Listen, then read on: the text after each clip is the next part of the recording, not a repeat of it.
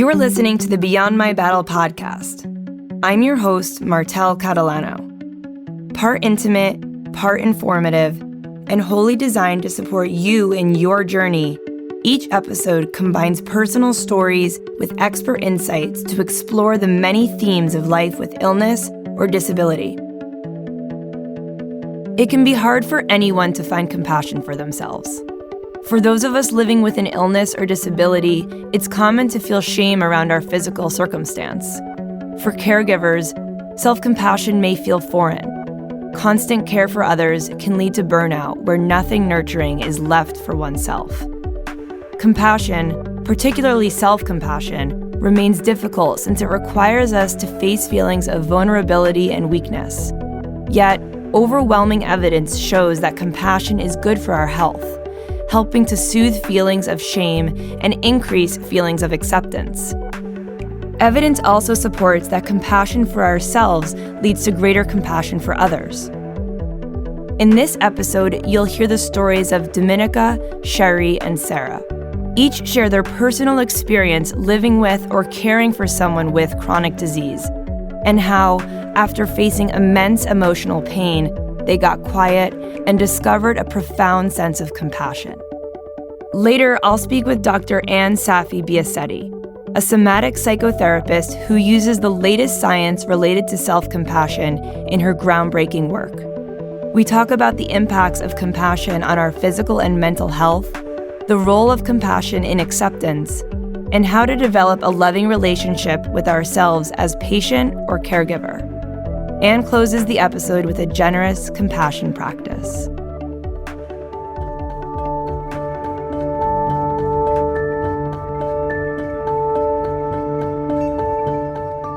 I am Dominica. I was a French and Italian professor for 8 years, an instructor for 7 years before that, so most of my life has been focused on literature and writing, and I was diagnosed with my rare disease in 2016, and I guess I'm what you call a career changer, which is happening more and more in modernity. So I'm now an editor and translator working remotely from home. My name is Sherry Hotchkiss. I've been diagnosed with multiple sclerosis 20 years ago, actually next week. I've been a yoga instructor, and I've been doing yoga most of my life. I really feel that has helped my journey, and that is my passion of what I share. My body just wouldn't do anymore after about 2013. So yeah, it's been about, 6 years that I have been just focusing on sharing with others at this point. My name is Sarah. I teach yoga, and I live with my partner who has experienced chronic pain and Lyme disease.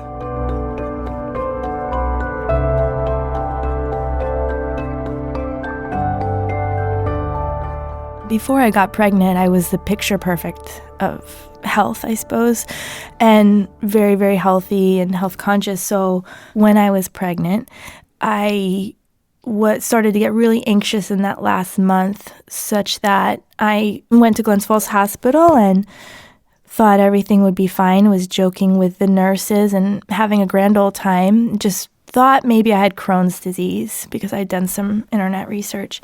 And, I had a 4-week-old precious baby boy at home. I was working Christmas Eve 20 years ago, and I was a massage therapist working with women with mostly athletic injuries. And I noticed that when I dipped my head down, I had this weird electrical zip run down my spine.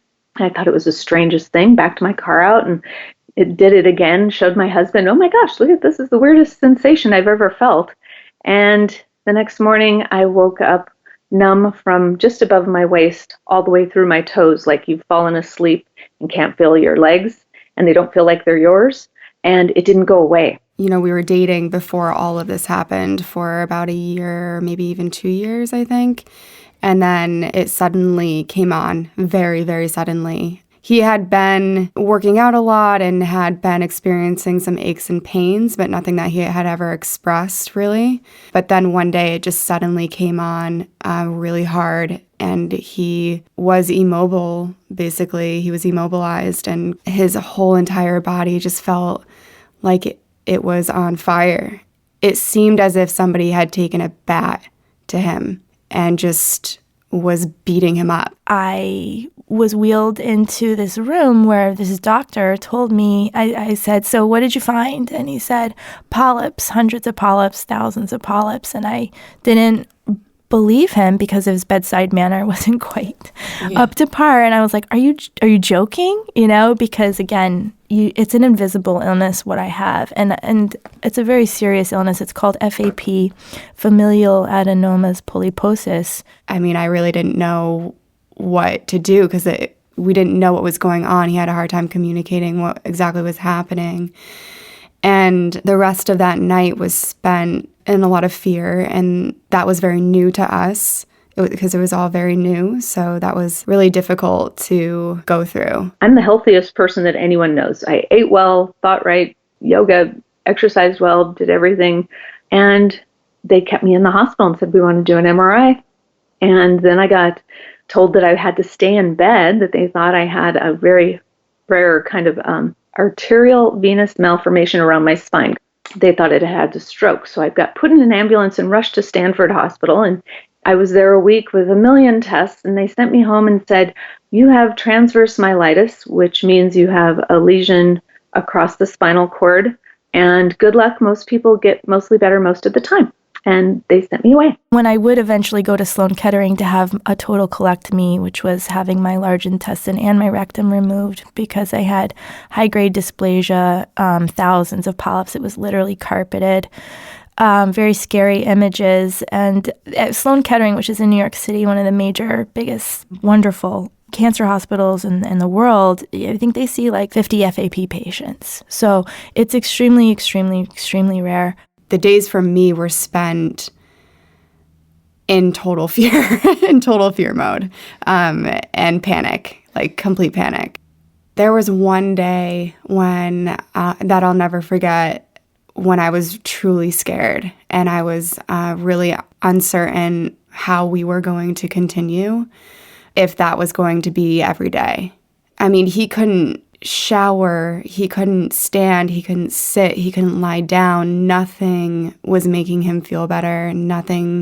Everything was making it worse. And even if it seemed to feel better at first, it was making it worse. I didn't have all the indications, the typical indications, which can happen with multiple sclerosis.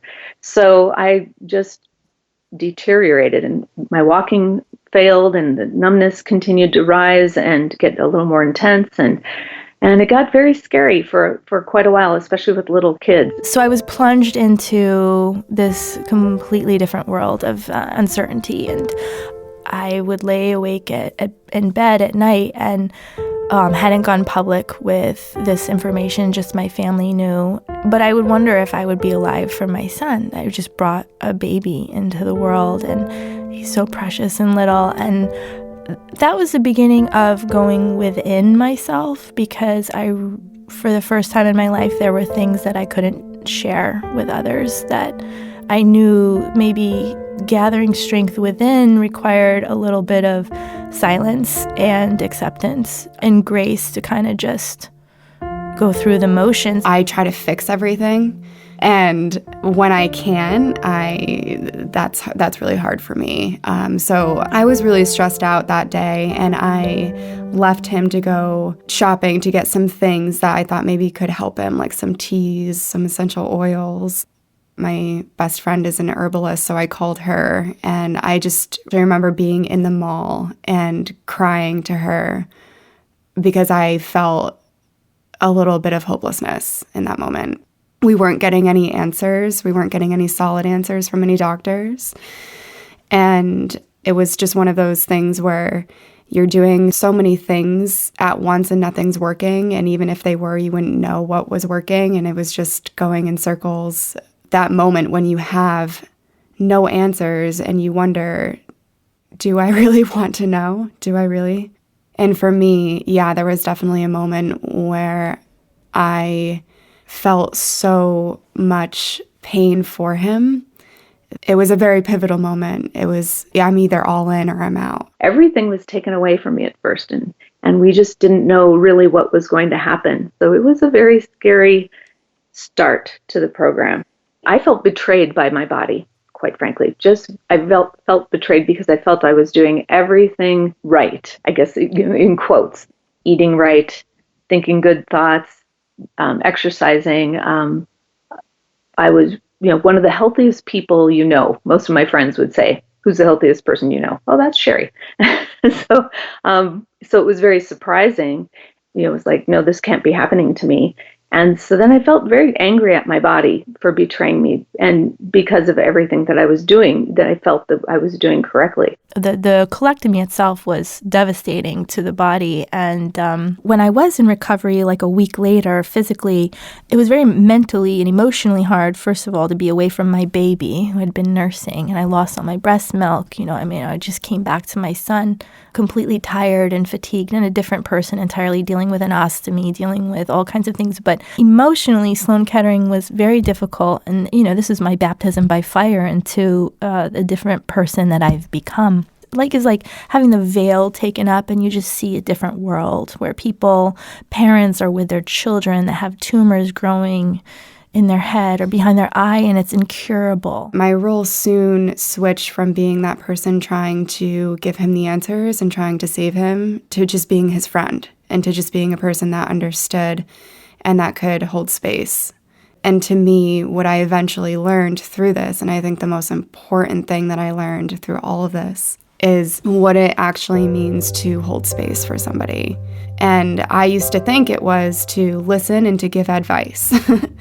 And that was my ego. My ego wanted to give advice. My ego wanted to fix him. And what was actually helping him was me being able to just listen and to let him cry and to let him feel and to let him express everything that he was feeling without trying to impose, without trying to fix, without trying to change, and without judging and without holding any expectation or judgment. The first thing I realized was instantly I was given the gift of compassion. I instantly looked around me and went, wow, everybody has a story and you cannot see it. Nobody could look at me. Even today, you can look at me and not know that I've had this journey at all. Unless I happen to be in the wheelchair because I'm using it I have a manual one that I use for distance, and a cane I've been using a little bit more lately. But if you just see me, you would never know something happened to me, or that I was struggling or in pain or whatever. And it gave me that gift to immediately look at every person I see and know that there's a story there. You all of a sudden have compassion for everyone with a major illness that's dealing with especially a child. So I saw this toddler in his diaper hooked up to an IV pole, knowing what I'd gone through. I just put my head back and tears start rolling down my face. And when I see an old woman, 90 years old, coming out of some surgery and barely being able to walk, I couldn't walk for a few days. And when I could walk, I was walking so slow, my friend said I was walking backwards. And so to look at an old woman or to see a baby and say, how are they dealing with that at their stage in life when I'm 38 and pretty robust and was always healthy, and it literally wreaked havoc and devastation. When we went to the Stram Center in Bennington, Vermont, it was a huge relief to walk into a place that felt, the atmosphere itself was healing. And I just find that to be extremely important for a person going through something like that, to walk into a safe space. So we walked in and saw Dr. DeRoma, and what was so beautiful about that experience was that he held space for Evan. And it was the first time that we had met a doctor that truly listened without interrupting and without rolling their eyes and without accusing him of being crazy or making it up, which is a common thing. And so that was a huge, huge relief. And that's something we still talk about. I'm a very private person now, and I don't socialize as much. I don't go out. I'm with my son. And so I had a lot of guilt because I knew people didn't see what I was really living. And maybe they didn't care, but I cared how I would be perceived, because even more than ever, I try to live with honesty and integrity and purity if it exists. And how people saw me or misunderstood, or, did they think I just used something to get out of my job and not go back? No, not at all. And that's the hard part is, until my friend travels with me to Paris, we went for the weekend, and she saw, she knew, she was with me in the hospital in New York, but she would say something to me like, people just don't see what you go through. When I was feeling the betrayal of my body, and I didn't realize how angry I was at my body for 8 years. So I'd gone through the diagnosis, and I was working hard, trying I'd worked with a naturopath, refined my diet even more. I'm, doing more yoga. I'm researching everything and trying to figure out, okay, I can beat this. How do you heal from multiple sclerosis? There's no cure. Okay, well, why? If I've read all these books and it's all in your thoughts become things and you can heal your body, why am I not healing my body? I know what strength is because of my disease, and I don't feel like I have to prove it or show it to anybody anymore. But in the beginning, I wanted people to maybe be able to embrace something different from their lives. And also, there's like a silent scream inside of me that really is involving death. That's the crux of the issue, is living with the unknown. One of the biggest things that I think we've both learned over the years is that everyone has some level of pain. And it has filled me with so much compassion for him, for myself, and for everyone around me. And one thing that we both started noticing, which was actually kind of cool, was that when we see somebody who we used to quickly kind of write off as a jerk or self-righteous or whatever, we make these assumptions about people because of the way that they behave. And I've learned that people act out of pain. When you have something that's hard to understand yourself, and the randomness of it, and especially with a neurological disorder, it's wonky. Some of my family members still don't understand, how can I look just fine, and how can I go and have a good time with them for these few hours or 2 days or whatever, but they don't see me in bed for a week beforehand and several days or a week afterwards. So I value my time and my energy. You spend your time and your energy, I think, in a very more focused and intentful way.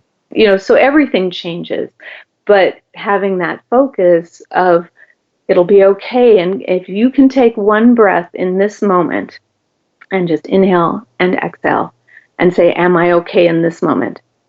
Coming back to that instead of letting your head roll around and go, what if, and the this and that, the breathing practices, the meditation keeps me very grounded. If you can become an advocate for yourself and be kind to yourself first. Being a mother is such a gift. And, I don't know how I would, honestly, he's my sunshine. I don't know how I would have been inspired to be a better person through all this disease and through being a mom. But the other side of it is a darker side that wakes me up in the middle of the night, or sometimes it just grabs me so hard that it's involuntary and I just have these tears. Sometimes when he's hugging me, I start crying because I think to myself, I feel the love, I feel it, I feel this deep connection with this little tiny human being.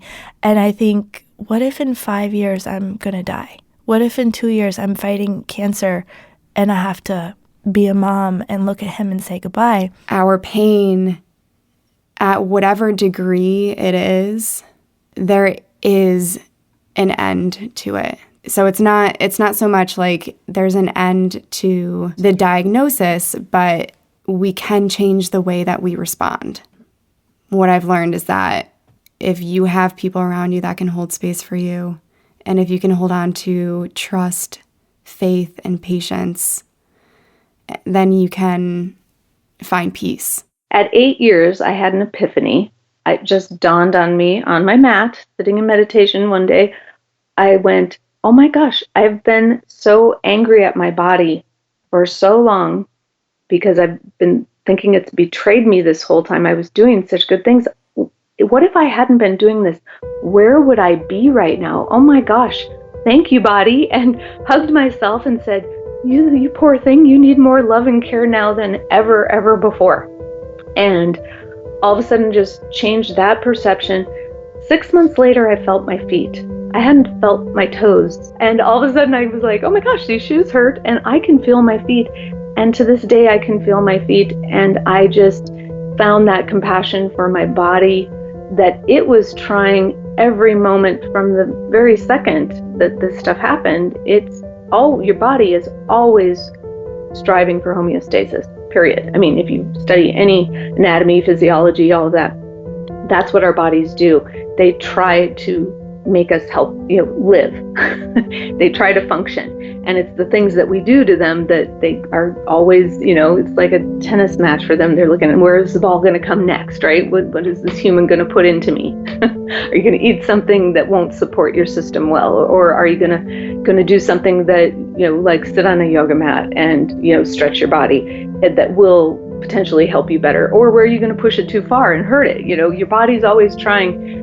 And when you can love this body you're in, no matter what, I mean, it's the only one you get. When I had those nights when my son was a few weeks old and I didn't know if I was going to live, I mean, where do you go? Even a month ago when I had this moment of, sometimes I feel like I'm going to die in my body.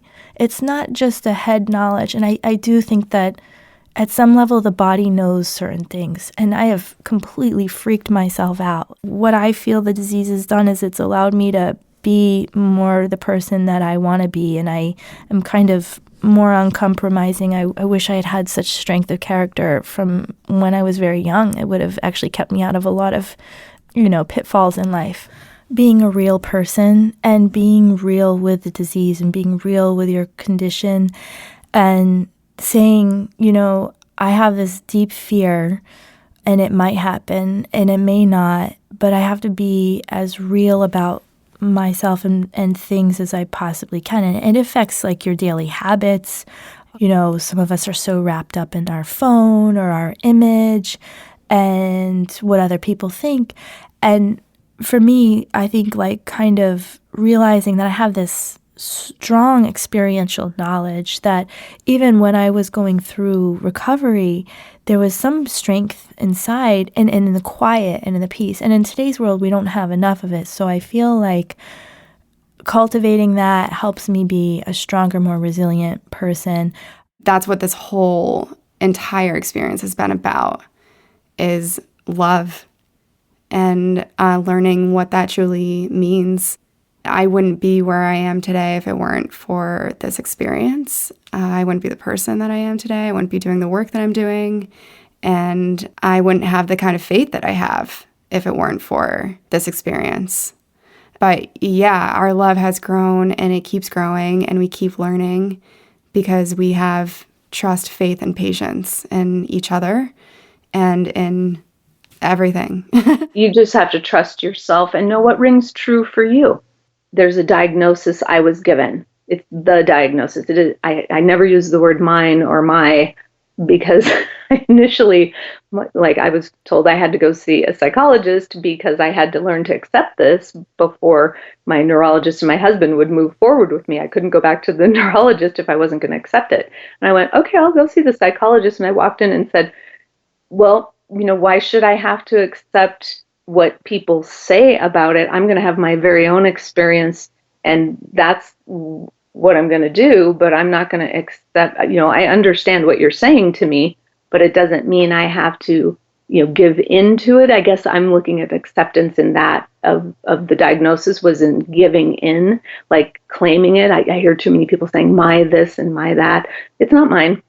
I was just diagnosed with it. I'm just managing it. And so when you have an illness, you have this like kind of death sentence, kind of like, you're like, well, how much time do I have? How do I want to live? And for me, I think like focusing on spiritual health, emotional health, mental health, I think that will help me with my physical health. So I'm looking for healthy relationships. I've left relationships that were not suitable for me. And I say, I'm good enough. I have faith, I have my son, I have yoga, I have these daily practices. I need my life to be filled with peace. I can't have drama, and no way do I ever want to cause any hurt to anybody. So, just being super self-aware of how I'm trying to live, I feel like all it can do is benefit my physical health and help me be a good example that no matter what happens, that my son will always have this sense that he had a real mom and I'll always be with him. And that's just my comfort. We'll be right back.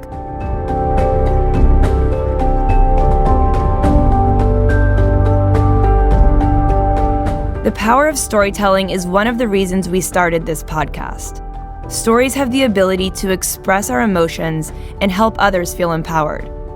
It's also why we have a blog that welcomes stories from people like you. Our interview-style series, Beyond My Personal Battle, explores the diverse challenges and triumphs of having an illness or a disability. And our submission-based series, Care Partner Perspectives, is for caregivers to express and share their journey full of ups and downs. If you're interested in being featured on the blog, head to beyondmybattle.org and click on the Share Your Story button at the bottom of the homepage. Now back to the episode and our guest expert on compassion.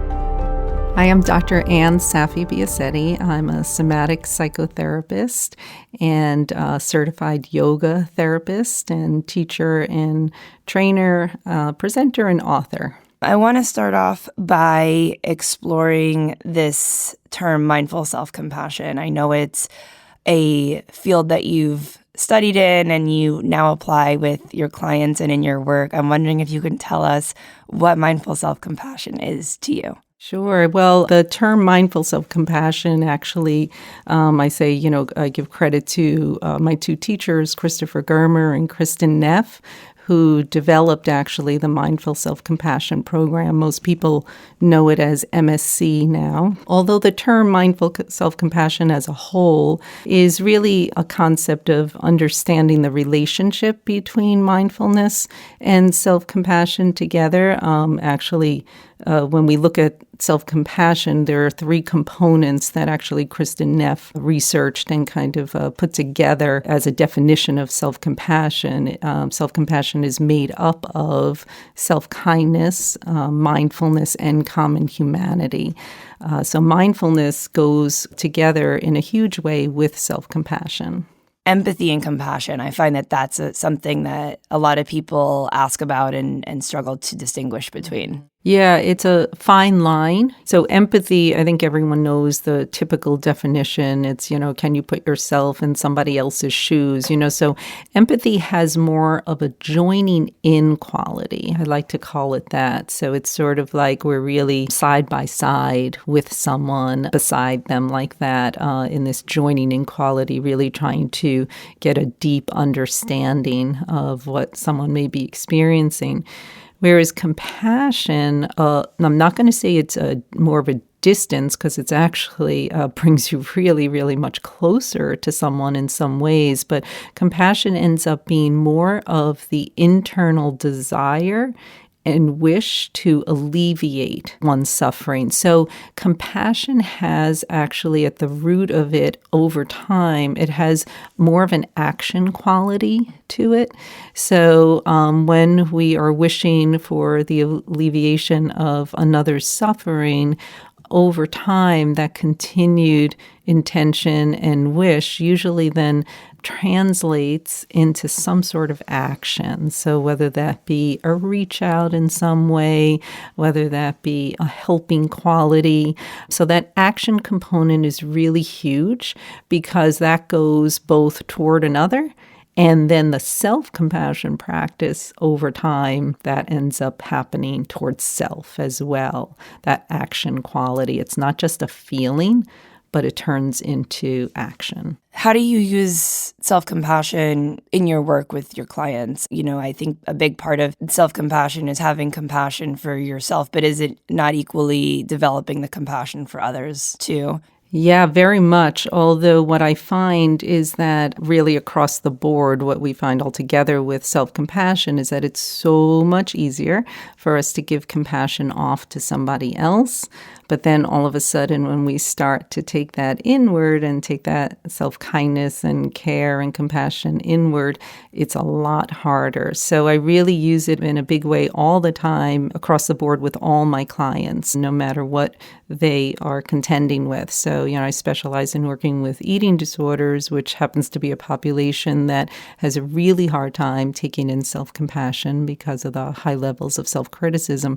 But that doesn't mean that other people have that much easier of a time either. So it really is a practice that is so important for all people to be engaging in, no matter what they're struggling with. It's just that certain struggles, unfortunately, make it a little harder to take the practice in. I know there's been some studies done on people living with chronic disease and body perception, potentially even body dysmorphia after a diagnosis.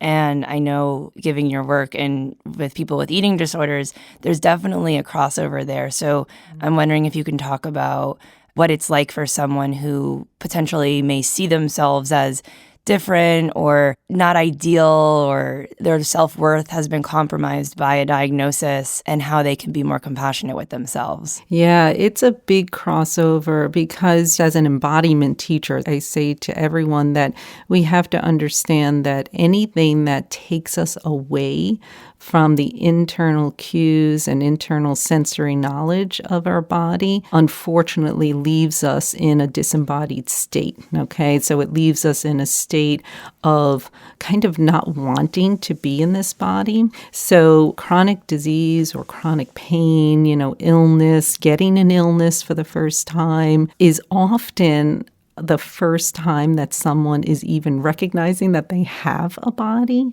I know that sounds like a strange concept, but if you think about it, as we grow older, children are so engaged with their bodies, and then we grow older and we kind of forget about them, and so I often say that usually it's either aging or it's some kind of illness or pain or injury that actually draws our attention back to the body. So that's where eating disorders, the development of one, is the first time that someone comes to notice their body again, but unfortunately they're noticing it on this surface level. And that's what happens with pain too, with chronic pain, because we're so engaged in the sensory experience of pain that it's very hard to even notice what else may be happening. So the work that I do, especially on the somatic level, which engages both mindfulness and self-compassion, is bringing people back within to their whole body. Because when we have an illness, something chronic going on, we're so focused on parts. So let's say I have a back injury, that's chronic. It's very common for our attention to keep going to just that one area of the body. And then we end up saying, I'm in pain, I'm in pain, I'm in pain. We start to own that as part of self. So when I work with folks to help them broaden and widen the field of awareness, both on the sensory level and also on the mind level, right? Then all of a sudden they're like, oh, my neck doesn't hurt, just my back. And maybe it's not my whole back. Maybe it's actually just on the right side, and maybe it's not a 10 all the time, but maybe it actually drops down to a 5. And I have never been aware of that because I've just been so used to identifying with it.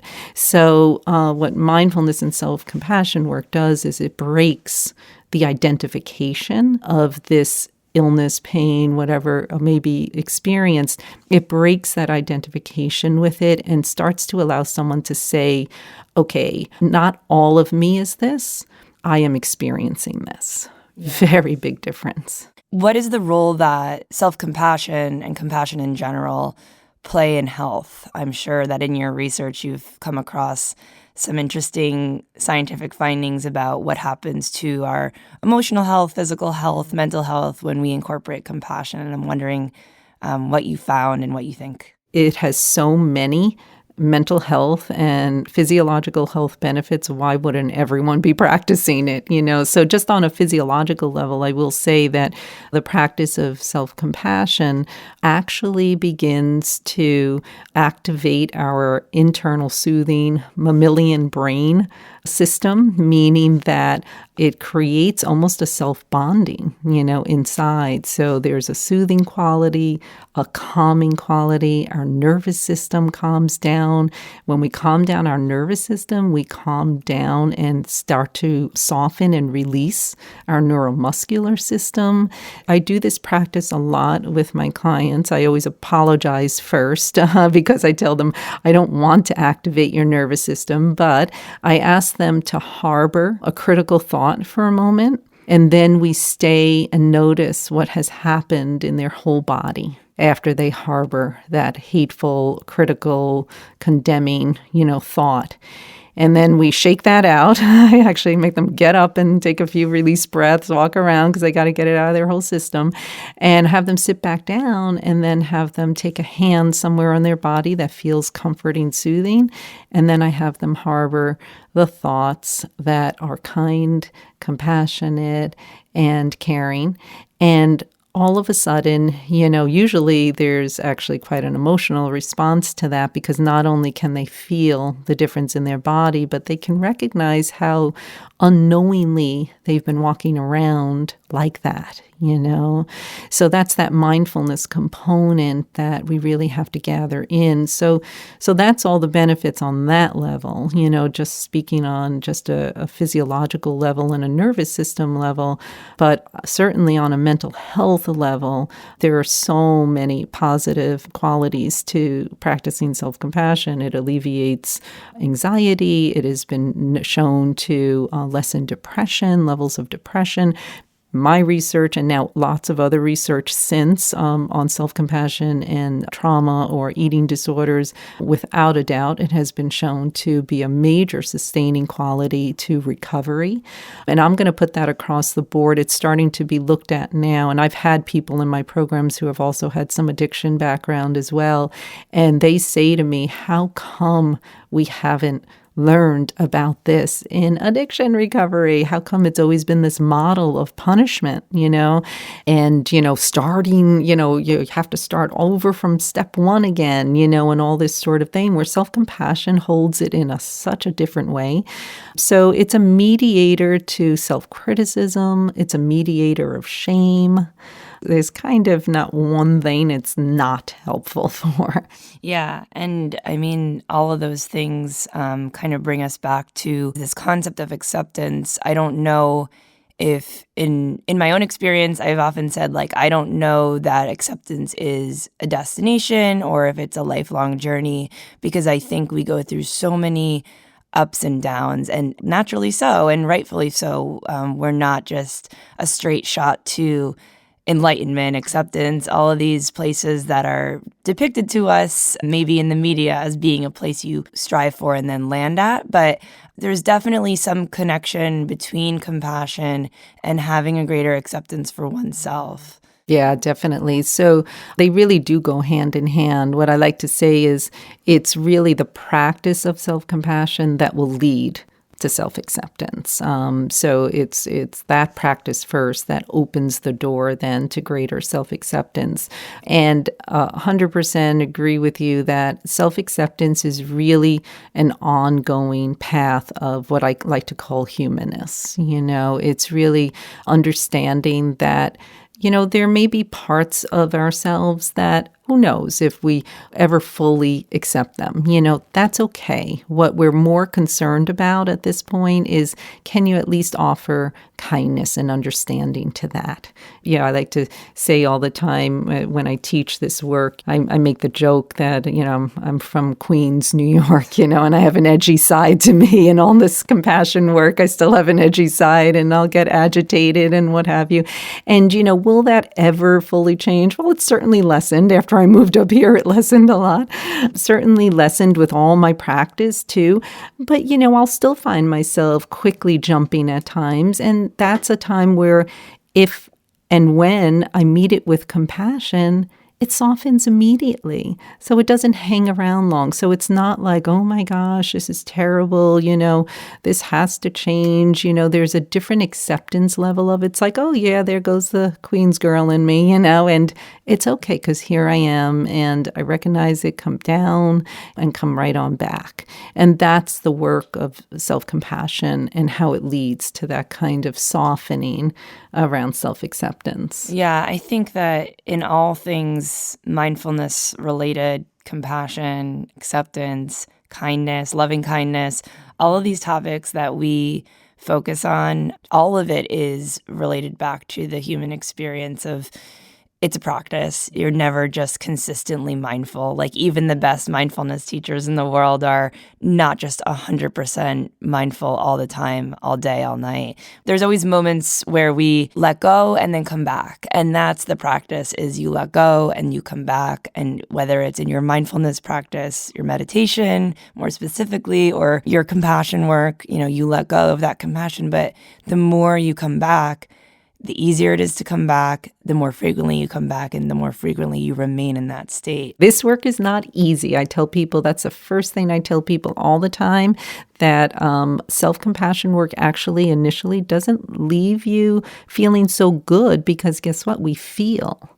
And it's only over time, when we can learn how to be with what we're feeling, that becomes more of a soothing process and practice. But initially, it brings up a lot of emotion, so it's not always easy. With meditation, all the conversations I have with people, and I'm sure you do too, about meditation, it's like, well, I can't do it because I get derailed. And it's like, but that's the point. That's right. Literally the point is for you to get derailed and keep coming back over and over and over again. And sometimes you're not as good at it, and sometimes you're better at it. But the more frequently you do it, the more frequently you come back. And you have to leave in order to come back. That's right. And, and this goes back to actually why self-compassion is so important in mindfulness work, right? And in meditation, because the thing that it opens up in a big way is permission.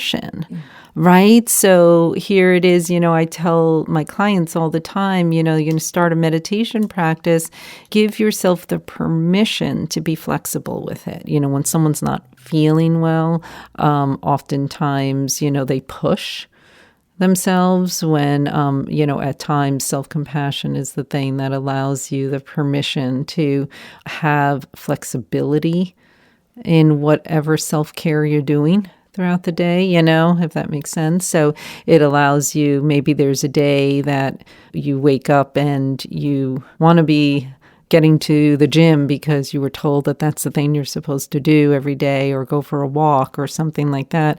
But perhaps that's the day that if you really tune in, that your body needs to be in something like a gentle restorative yoga pose, or maybe it is the day where you actually need to be quiet for a while and just sit, and rest a little bit longer. Or maybe it's the opposite. Maybe it's the kind of thing where, you're saying, I can't get out of bed, because that's been your trajectory because of what you've been experiencing.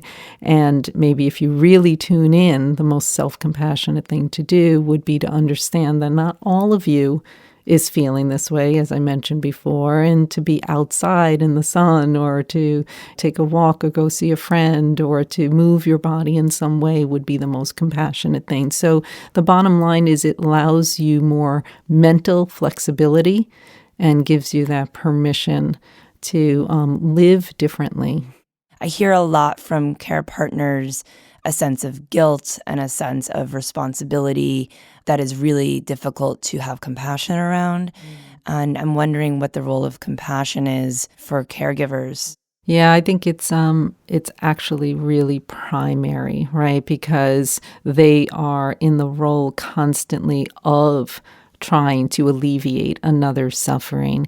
And if they continue on that path without turning the compassion inward, right, without taking self-compassion as well, they will lead to compassion burnout, right? It's a typical syndrome we talk about all the time when they are left absolutely depleted, right? So the self-compassion work in the midst of caring for another has to be and turns into looking like taking breaks. I say to everyone, take your compassionate breaks. What would that look like? That may mean getting respite care, finding a time and a space to experience some joy again in your life, because, as we know, caring for another who's really suffering can feel like life has been overtaken by that.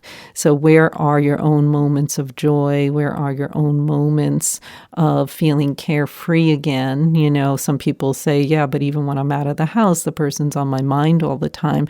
And that's okay, because that's where I love to use the practice of, if it's been hard for you to separate, when you're out of the house and doing your own thing, see what it's like to know that you are taking a moment and a breath for yourself, and you're taking a breath for this person too. Because the more you feed yourself this way, that is actually what you're doing. You're bringing life force to yourself again, so that you can bring your care and life force back to that person. Yeah, there are a lot of care partners out there who I know feel that the times where they don't take care of themselves the most are the times where things are hardest. So things are really difficult with your husband or your child, and in their state of pain or their state of being or what's going on for them in their health. And those are the times where they end up not taking care of themselves.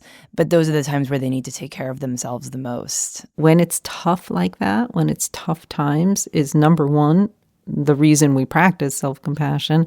We don't often think of practicing it in good times, we need to practice it in the times that are tough. But it takes radical compassion. It takes radical work. It's not easy. It's hard work and it's effort. So, Anne, I want to just leave everyone with something that they can do. What would you recommend for someone who is struggling to have compassion for themselves or even move in the direction of acceptance? Yeah, so one of the things that I often leave my clients with, as I said, in working with those with eating disorders, but this really goes for anyone that is working really hard at trying to move into this practice of self-compassion when their body has been, unfortunately, not a place that's been easy to live in, whether that be illness, chronic pain, or anything like that.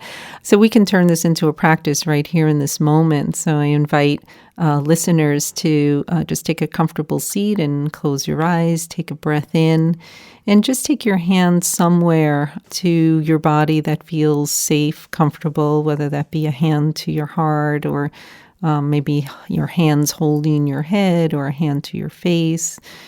And just hearing this statement, this is a self-compassionate statement that draws your attention inward.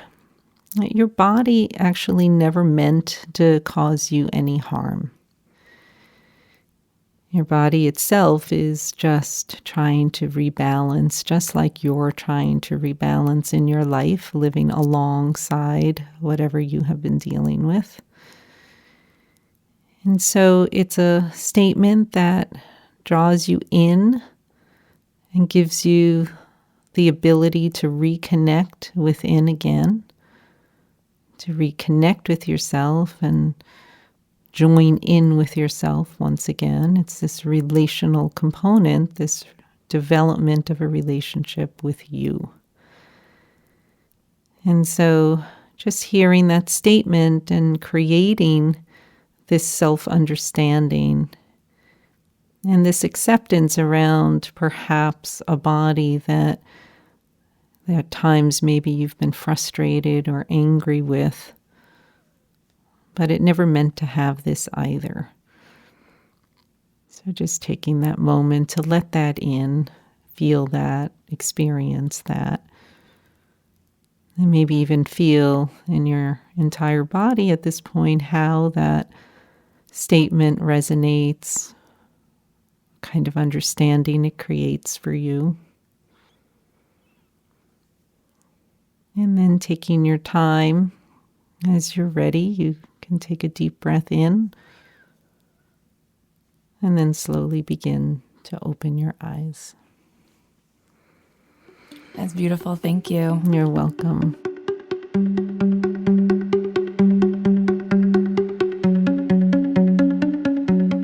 Anne's book, Befriending Your Body, along with other books and videos on self-compassion, can be found in the Beyond My Battle resource library at beyondmybattle.org. This show is presented by Beyond My Battle, a nonprofit helping people manage the stress of illness and disability. All of the organization's resources, like this podcast, are rooted in mindfulness, awareness, and compassion to help individuals and care partners live happier, healthier, and more resilient lives. To support the podcast or any of our other programs, visit beyondmybattle.org/donate. If you enjoyed this episode, be sure to subscribe, rate, review, and share with your family and friends.